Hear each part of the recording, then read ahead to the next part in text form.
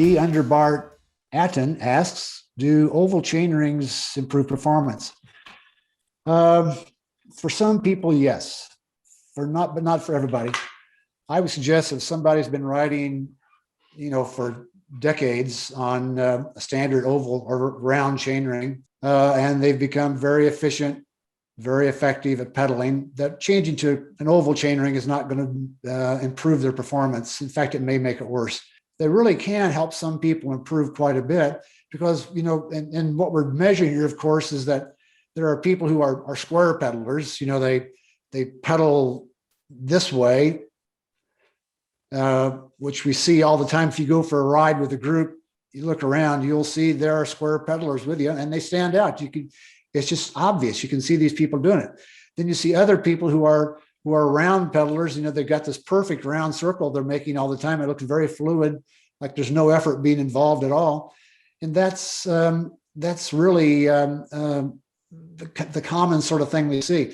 That person is really fluid at making the round pedal strokes, probably does not need to change to a different type of chain ring, but for somebody else, you may get a benefit. So it's really hard to know the answer for every question. But this is again where this IAV comes in this gyroscope put into the device on the ASSIOMA, is that because of the non-round chain ring, the stroke that's being applied by the athlete is also obviously not round. And so that means there's a change in velocity as the pedal stroke is being made. At the top of the pedal stroke, there's an acceleration. As the athlete moves toward the 3 o'clock position, there's a deceleration. And this goes again at 6 o'clock. So there's this constant speed change going on throughout the pedal stroke. That's velocity. Whenever velocity is estimated, we can get bad data. So with the non-round chain rings, using this IAV on the ASSIOMA gives us much better data for measuring velocity and therefore power. C. Richmond asks, how many hours a week do I need to train to get 5 watts per kilogram? 5 watts per kilogram is quite a bit.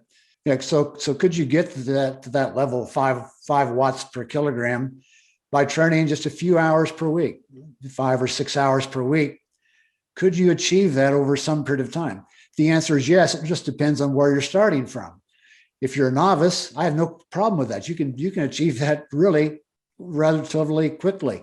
If you've been in the sport for 10 years and training really well for 10 years, then I would suggest that probably this is not going to happen. This is something way outside the realm of what can be achieved by someone who is already at the very highest level in their performance in the sport. So it really comes down to there's just too many variables here.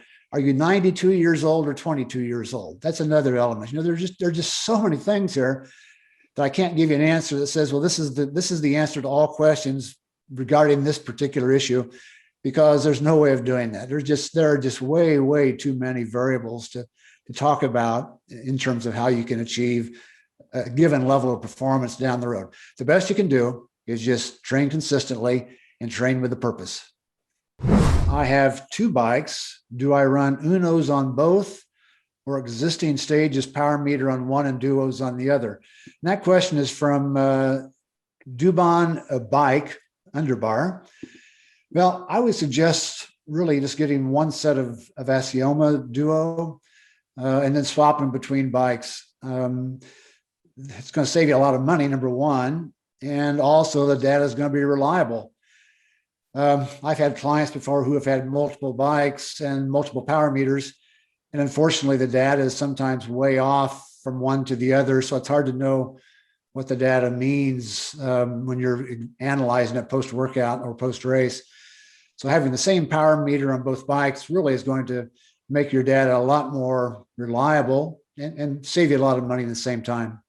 With the duo, of course, you can look at things like right-left balance, which is very beneficial. If you're only measuring one leg, you really never know, like in stages, you never really know what's going on entirely. There's some estimating going on, and the numbers are not exactly what they would be if you were using something like the duo, where you're measuring each leg independently. Okay, question today from DD Toko. What's your opinion on the ramp test versus the 8-minute test versus the 20-minute test versus the 60-minute test? And I assume what he's talking about is measuring FTP. Whatever you decide is the test you're going to use, if you just next time decide to use a different test, you'll find out you have different numbers from those two tests. And they may be considerably different, significantly different. That's just the way life is. These tests are not all measuring exactly the same thing. And we're all unique also when it comes to our physiological makeup. For example, somebody who has a lot of slow twitch muscle, a very aerobic athlete, will do much better with 20-minute and 30-minute tests than this person would with, say, a 5-minute test or even 8-minute interval test. And the opposite is also true. If somebody who is more like a sprinter has a lot more fast twitch muscle, they'll do much better with short duration tests as opposed to long duration tests. So the bottom line is pick out one type of test that you want to use and then use it all the time. Also try to keep all the other variables the same. Use the same bike, use the same power meters. If you have multiple power meters, use the same one every time. Try to have the weather controlled if you can. What time of day do you do it? Now, having told you this about FTP, let me also mention that there's a research study that came out last year that used a standard gauge, if you will, to compare FTP tests, a type of test with. And that standard gauge was what's called maximum lactate steady state, MLSS. I won't go into a lot of detail here, but that's what's used in the laboratory by researchers to decide what is the anaerobic threshold, or in this case, lactate threshold for an athlete. This study used that as the gauge and then had the athletes do 20-minute tests, which is one of the things that our question person asked here or suggested was a 20-minute test. And if you do that, you of course subtract 5%. So you're using 95% of whatever that number was as an estimate of what your FTP is. Well, the maximum lactate steady state, researchers found that number, that FTP number, is roughly 10% too high, depending on who the subject was they were testing. So even though we've got this number, we can't say that it is 100% accurate and this is going to be the number all the time. And so there's just all these variables that go into this. So what we're trying to come up with here is a ballpark number. It is not going to be a number which is precise to the watt. It's just the way it is. We can't do anything about it. It's just life. So realize that the number you get may not be the same if you do it in a different test or a different location or a different bike.